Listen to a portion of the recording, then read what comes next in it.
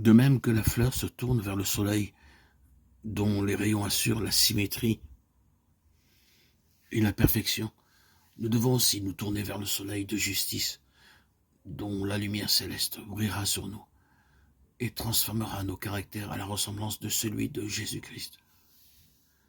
C'est l'enseignement que donne Jésus quand il dit « Demeurez en moi, et je demeurerai en vous ». Comme le sarment ne peut de lui-même porter du fruit s'il ne demeure attaché au cep, ainsi vous ne pouvez non plus si vous ne demeurez en moi.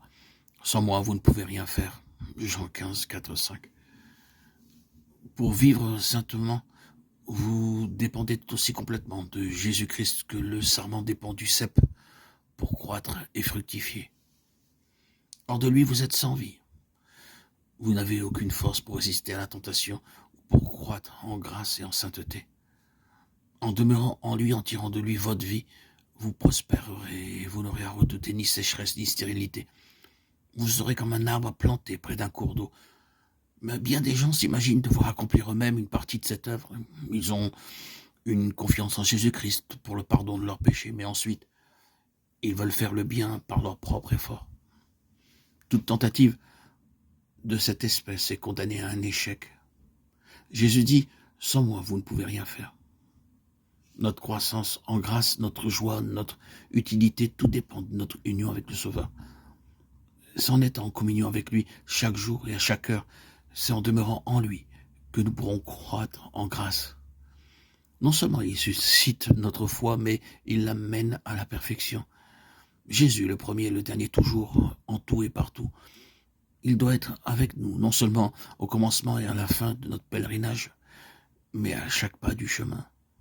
David dit, j'ai constamment l'Éternel sous mes yeux. Quand il est à ma droite, je ne chancelle pas. Psaume 16, 8. Comment puis-je demeurer en Jésus-Christ? Demanderez-vous. De la même manière que vous l'avez reçu, comme vous avez reçu le Seigneur Jésus-Christ, marchez en lui.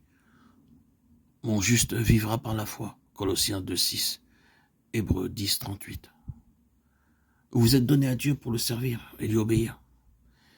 Et vous avez pris Jésus pour votre sauveur. Vous ne pouviez vous-même faire propitiation pour vos péchés, ni changer votre cœur. Mais vous étant donné à Dieu, vous avez cru qu'il faisait tout cela pour vous, par amour pour Jésus.